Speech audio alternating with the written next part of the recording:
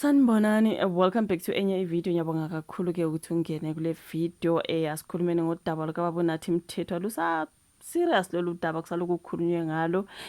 Ubaba uNathi Mthethwa oyingqongqoshe yamaphoyisa and also arts and culture, kanti ke ube ambassador South Africa to France. Ushonele khona eFrance.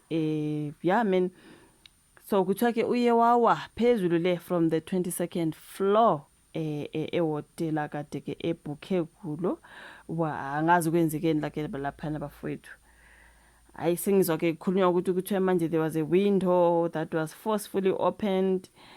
Hayi abanye bethe he threw himself out of the balcony. Kuningi nje bafowethu and umndeni uzakala ngathi ukuthi akujabuleli ke lokuningi lokushiwo ngomphakathi ngoba bakhona abasola ukuthi ngathi ubalekela amacala wakhe naye iMadlanga commission bekumele ubaba ezoba witness laphana ke ezotestify when it comes to ke lokho asolwa ngakho ngoba ke ubaba Lieutenant General Nhlanhla Mkhwanazi ke you guys wakhuluma ngaye laphana ukuthi nakho yena kwenzile nakwenzile kwasho ukuthi he is a possible witness laphana ke sibona kwe list ekade ifakiwe la enkundleni zokuxhumana kuthiwa ke possible witnesses igama lakhe likhona nje laphana. So khona abantu abathi hayi uzama ukubalekela ke amacala okungenzeka ukuthi akashonanga. Hey ay guys, angiboni ke kodwa mina kungadlalwa ngokufa ukuthi ngempela sengaze yafake his own death.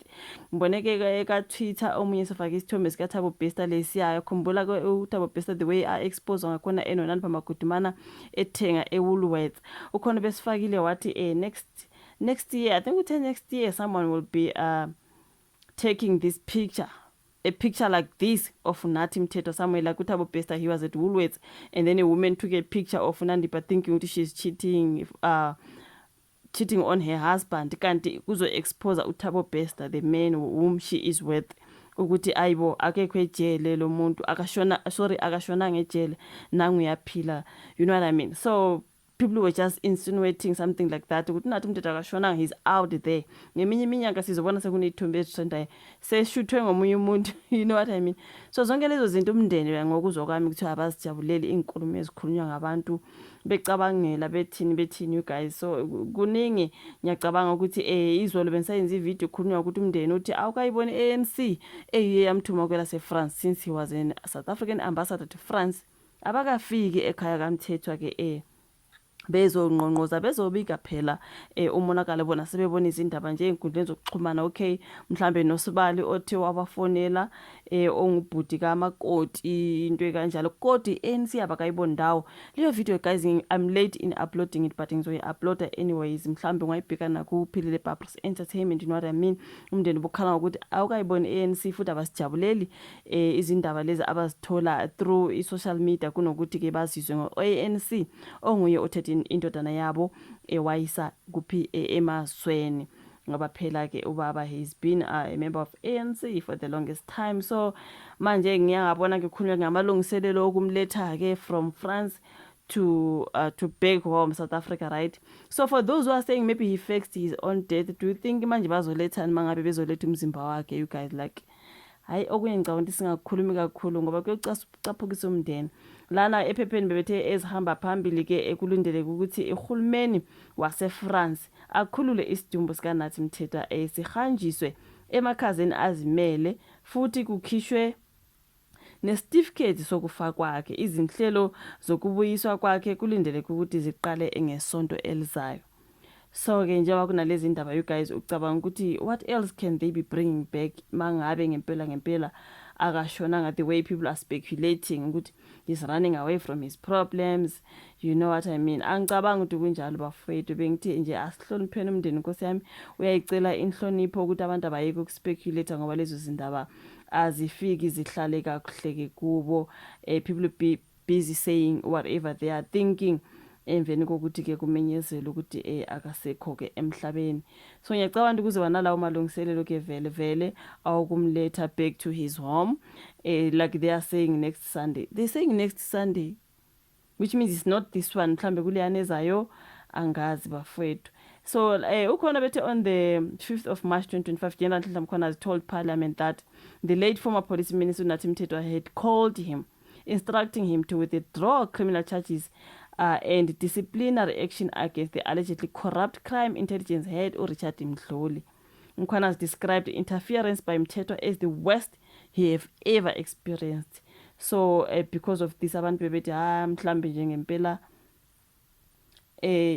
ubaba uzama nje ukubalekela amacala ngoba kumele azotestify la kuMadlanga Commission. Angazi mhlambe nje ubevele nezinkinga akade hlangabezana nazo. Abantu asibazi, can never know what is going on. So lukhona lo indaba ke ofikile embalula, he was addressing the media, I think so.